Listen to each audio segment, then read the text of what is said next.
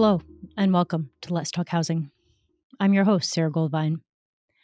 In today's episode, we'll explore the powerful connection between pets and their people living in the Downtown Eastside. For many in this community, pets are more than just animals. They are loyal companions, offering unconditional love and support in often challenging circumstances.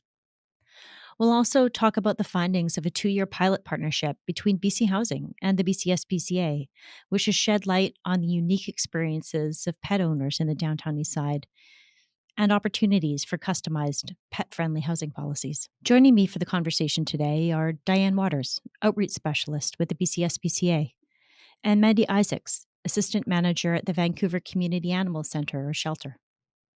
Also joining me is BC Housing's own Mita Naidu as co-host. Before we get underway, I'd like to acknowledge that we're recording today's session on the unceded traditional territories of the Musqueam, Squamish, and Tsleil-Waututh, who have been caretakers of these lands since time immemorial. We offer our gratitude to their peoples, past, present, and future. Also, in full transparency, we are recording today's episode in November of 2024, and so our conversation reflects the priorities of this time. Diane, Mandy, Mita, welcome to Let's Talk Housing. Thank you so much. Thank you. Dan, I'd love if you could just set us off with a little bit of context here. What is this pilot program that the BC SPCA has, and why did it get started?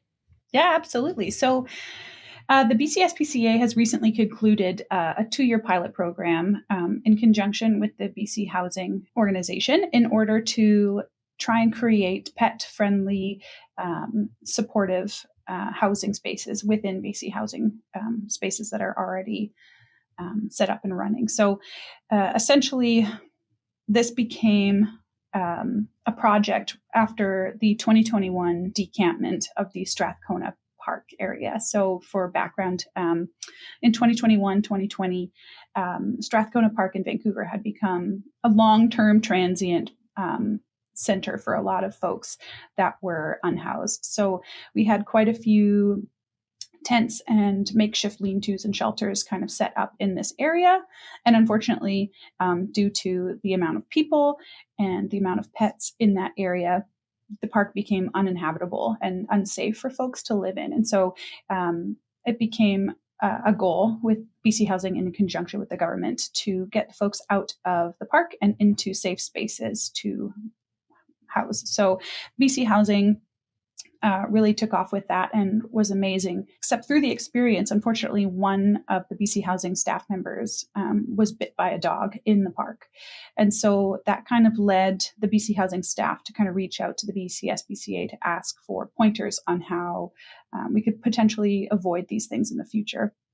And so that conversation ended up turning into a 2-year pilot program where we developed resources and recommendations for BC Housing moving forward in pet guardianship. I was here at that time. I remember how heated that was. 2 years is not a long time. And yet here we are with a lot that has been done that was not done, right? To just over 2 years ago. Like, this was pretty new. This approach, at least here in British Columbia. Can you tell us a little bit about what you've found so far? Yeah, so the project's first year was fully geared towards understanding and basically conversation and relationship building with folks who are living in the BC Housing spaces and also staff members in BC Housing.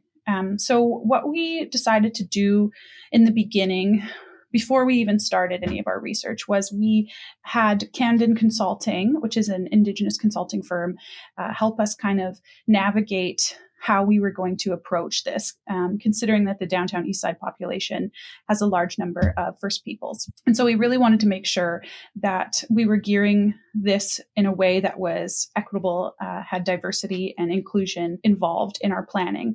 So we've spent the first 10% of our budget kind of engaging with Indigenous coordinators and folks that may be able to help us kind of put an Indigenous lens onto the work that we were doing.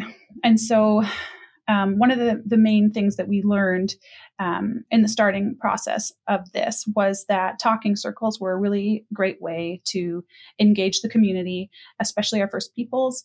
And when going into spaces where there are lots of vulnerable folks, it made a huge difference to be able to gather everyone together in a circle in a safe space and to chat about what the needs were, and then really go off of what people in the building were seeing and also what staff were seeing. So we started there doing surveys, on the ground interviews, talking circles, and then info sessions with residents where we would go into 11 selected BC housing sites and kind of connect with the staff and the residents there to see what their main concerns were. So that was our first year. And then the second year of the pilot was geared towards tackling some of those concerns, providing resources for those concerns, and trying to mitigate and create initiatives to kind of assist in leveling those concerns out or decreasing the amount of concerns that staff and residents had. That's so interesting, Diane. You've made, as Sarah was pointing out, you've made such big leaps in these kinds of connections between human beings and their pets. Mandy, can you tell us a bit more about the relationship between pets and unhoused folks, especially in the Downtown Eastside? Something I've witnessed is this deep connection. And I think there is a tie to a very holistic idea of relationship and family and community, especially in the Downtown Eastside. Can you tell us more about that? Yeah, for sure. I mean, there's no denying the connection between people and their animals. And it's no different than my relationship to my dog. I depend heavily on my animals at the end of a long, hard day. And sometimes it's what gets these people up and going and moving. And like Diane said, our goal is to work with them, to listen to them, and to help provide the resources for them so that they can keep their family together and intact. And so my role through the Community Animal Center is to help support and give them the resources that they need to be able to have safe pets and safe relationships with their animals at home. What are some of the challenges you're coming across in that effort? I think some of the challenges, I think people's perception of why they should have pets or if they should have pets is truly a big challenge that they have to overcome. I think a lot of people don't look at the big picture and see that these animals are what drives these people to get up every day, and it gives them a purpose in life. I think some of the challenges they come up against is accessibility to veterinary care, to spay-neuter resources. Sometimes when they're struggling, simple things like food and bedding and shelter for their animals are some things that they come up against. And the SPCA is here to try and help provide and mitigate that problem. There's something really important about pets and their relationships to people's mental health, as you're pointing out, as you mentioned, the mental health benefits, but a sense of responsibility, improved quality of life, companionship, emotional support. When we think of all the benefits that animals provide their owners, we could keep going. Yeah, when you take the judgment out of people owning animals and you can actually see the beautiful side of some of these marginalized communities and the relationships with the animals that they have, it's a person's problem. It's our problem to judge these people and think that they can't have these animals because they don't provide the same enrichment for their animals that we do. But when you take that judgment away from it and you actually see the beautiful relationship and the connection, and that these people will put their animals' needs before theirs most days. And for me to be able to support somebody who feels that passionately and who lives that strongly in a relationship with their animal, all I want to do is support it. And so that's what I'm here to do. Tell us a success story. There's so many that we see every day at our center. I always say to our team and to our volunteers, if somebody knocks on our door and asks for help, we never turn them away. We don't judge and we never turn them away, and we do our absolute best to try and help them with whatever situation they're in. But it doesn't take a lot to really feel that and to see that connection between people. I have my own dog. I take him to work sometimes and walk him home. And we walk by this one building where there's a number of residents that live and they have their pets, and we know them because they pop by sometimes to ask for things. And there's this one gentleman who has the loveliest dog, and they are just like two peas in a pod. They just live for each other. And I know him well from stopping by, and we just stopped to chat because our dogs really love each other. And I noticed he had a rope for a leash, just a rope, and it was starting to fray a little bit. And she was a bit of a puller. And I said, you need to come by the shelter and we'll get you, a new leash and stuff. And he had a sore leg and he said it was hard for him to get there. And so I just did a switch right there on the street, right on the spot. I was like, you can take my dog's leash. I'll take yours. And that way you don't have to worry about the leash breaking or tethering and her getting loose, which would be the worst thing for him. You would think that I handed him $1 million check. He was so excited and just so overwhelmed and so grateful that I was able to give him a leash and just his dog could safely be secured. And I think that what we don't understand, a lot of people, is for me, if my dog's leash is starting to fray and become a danger, it's just one more thing on my list of errands to do that day. One more thing that I have to remember to go out and do and purchase a new leash for my dog so that, I'm not having the same issue. But for him, I changed his day and I made sure that he and his dog were safe and happy. So, it can be something as simple as just giving somebody a nice leash. And just to follow up on that, what can we do? What can Sarah and I do as regular folk, privileged folk with power? How can we support programs like this? I think talking about it is a big thing. I think a lot of people, another story I had is, I was at my daughter's soccer game 3 weeks ago. It was cold. It was rainy. I got out of the car thinking, I don't want to do this. It's so cold.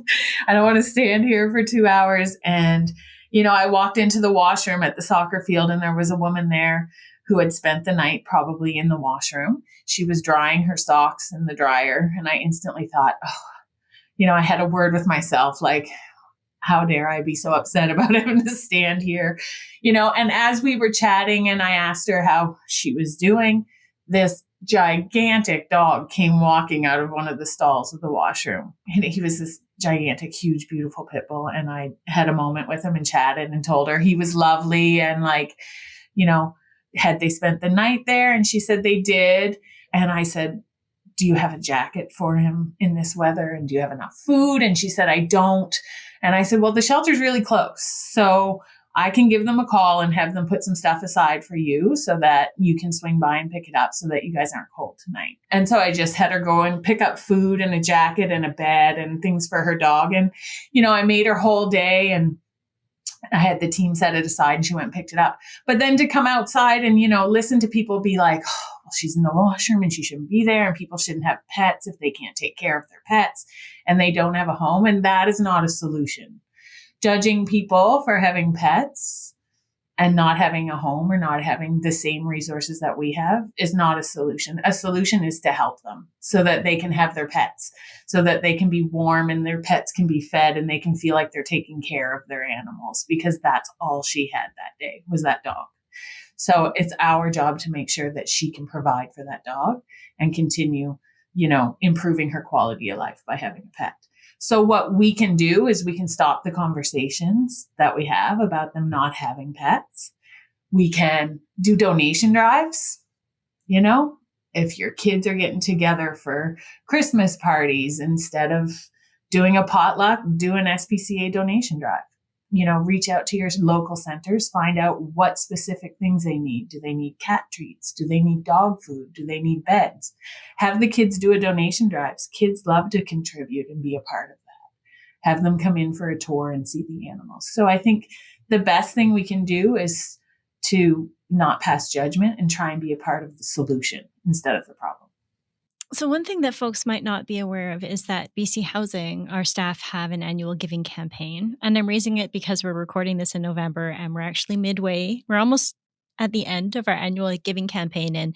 And one of the priority charities that BC Housing staff identified is BC SPCA and Charlie's Pet Food Bank, which I think for new employees at BC Housing, they're like, And then once folks work here for a little while or work in community, it just makes sense, I think, for some of us who work with communities to really, we can see the connection, but maybe some of our listeners don't. So I'm wondering, Diane, can you help make the connection? Like, why is it so important for folks who are experiencing housing insecurity, for folks who are experiencing homelessness, or for folks who perhaps are now in stable housing, but who have had that experience in the past? What is the link between having a pet and housing? Why is that important?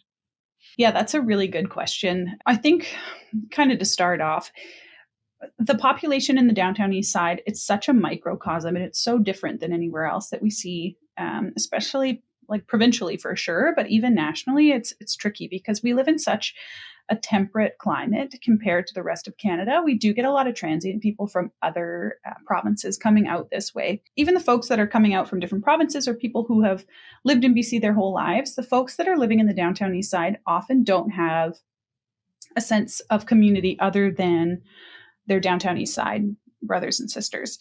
A lot of them don't have family members or friends to support, or for whatever reason, they might be on their own. And so a lot of these folks, when they do get pets, have that sense of family, and it's reconnected, and they have companionship, and they have love, and they have care in their lives. And like Mandy was saying, the human animal bond is so incredible. It builds such a sense of accountability and responsibility. And we've seen this a number of times, even just working in the Downtown Eastside or working provincially with the Pet Food Bank program at the SPCA. It builds a sense of responsibility in clients and our service members to do better for themselves and to do better for their pets. For example, I spoke with a man probably 3 weeks ago at Charlie's Pet Food Bank who came by and he wanted to drop off a donation of money. And we were like, oh, are you sure? Like, that's really generous. You don't have to. We're here to just help support. And he said that in the past few years, he had been accessing the Pet Food Bank program and that it helped him get through a tough time with his cat. And now that him and his cat were able to find housing again, he was able to focus more on finding safe housing with BC Housing as opposed to worrying about where he and his cat are going to get the next meal. And so he was able to, instead of focusing on figuring out where to get food and how to feed his pet, he was able to focus on instead finding a safe space to live, figuring out ways to kind of get over his addiction. And since then, he's become way more stable in the environment. And so now that he's comfortable, he wanted to give back to the people that had been helping him and help others the way that we were able to help him. So with his donation, we were able to purchase more pet food for other cats that may need assistance. And so I think that, and this is like one of many stories we hear. I've heard of folks who have completely stopped using drugs and alcohol just because they feel like their pet deserves a more attentive owner. Or I've had people who are going through harm reduction approaches to try and wean themselves away from their addictions. But because they have an animal, they're like, oh, I don't want to use near my animal for XYZ reasons. So I find a safe place for my animal to go while I'm doing that. And it slowly starts building this accountability and this sense of pride in animal ownership. And I think that that's really, really good for folks who are living rough because it gives them purpose. And when you have purpose, there's a reason to move through life. And so I just think that it's really, really important that we're doing this work and that BC Housing is doing this work and that we continue looking at animal welfare and human welfare as a one health, one welfare approach, meaning that if we want to help animals, we need to help the people associated with animals, and we need to also help our environment. And so since they're all interconnected, we can't do one without the other. And so I think, like Mandy was saying, trying to have these conversations and removing bias and trying to understand that folks who have animals who may be unhoused or maybe living different than we are doesn't mean that they aren't deserving or good pet owners. I think it's just a matter of our thoughts and feelings towards differences. And if we can kind of eliminate that and instead encourage compassion and assistance, we'll see folks moving out of these hard, rough spaces and finding more sustainable ways of assisting themselves and their pets. And so I think it's a really important conversation to have. I'm thinking of listeners that are owners of properties or owners of buildings. What do we say to them to help build this kind of reference when they are, dealing with dangerous pets, dangerous animals, other owners of private housing in which there are complaints? What would you say to them to help alleviate the stigma and the fear?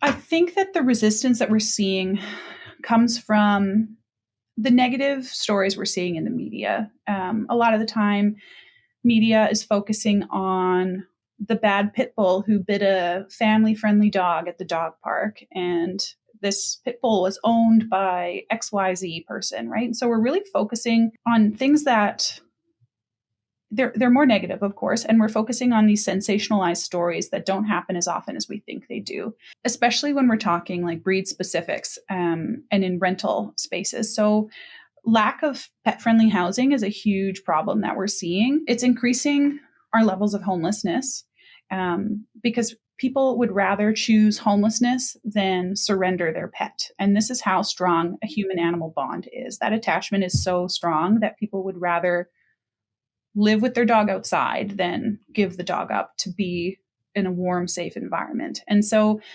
knowing that, I think it's really important that we work on government relations and chatting about more pet-friendly, accessible housing. Part of this is that there are ways to mitigate behaviors in animals that might be deemed negative. So, for example, a lot of people, when they see a dog in a muzzle, they think, oh, that's a bad dog.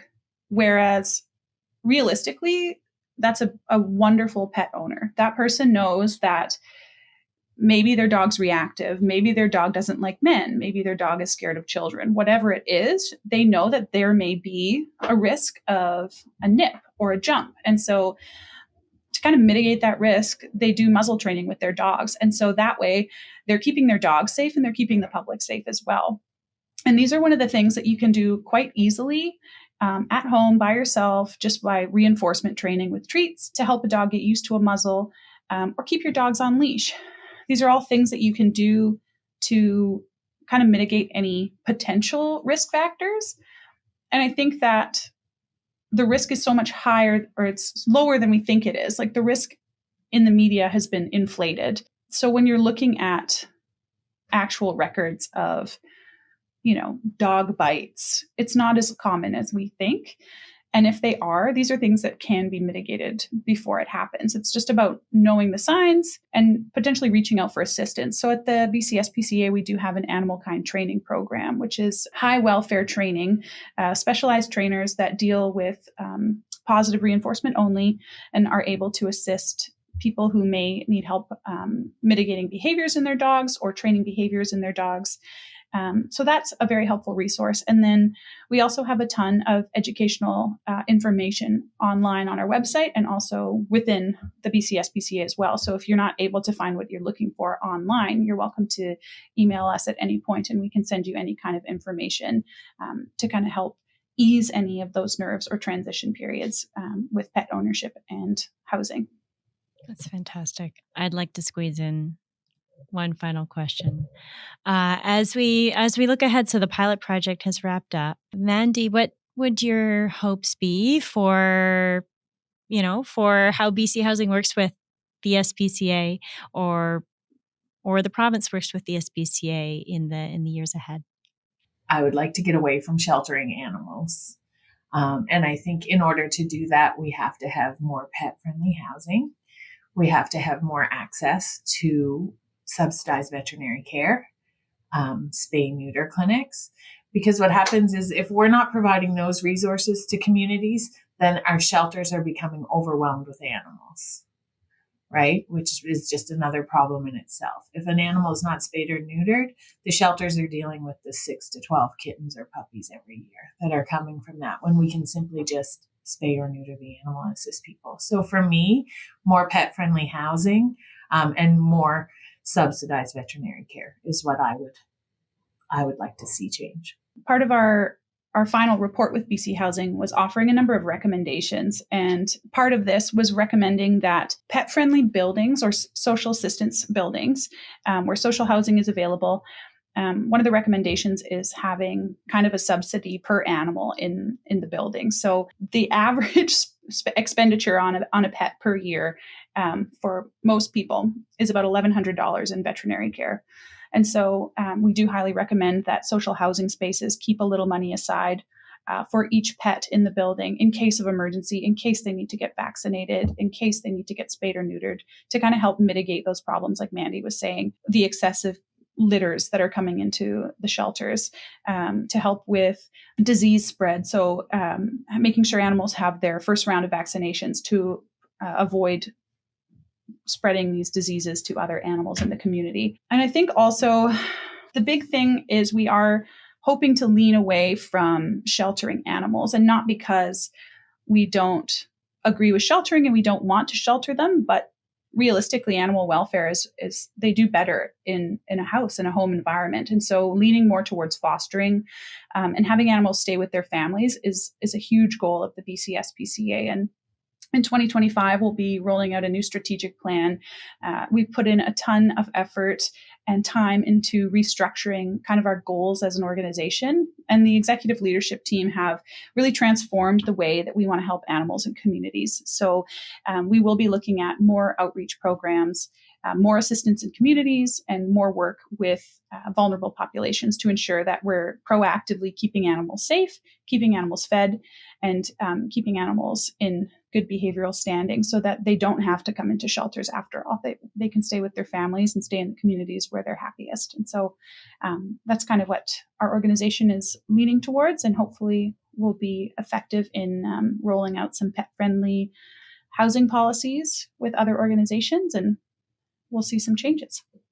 Excited to see what comes. Diane and Mandy, thank you so much for joining us on Let's Talk Housing, and special thanks to Mita for helping co-host today. We'll talk again soon.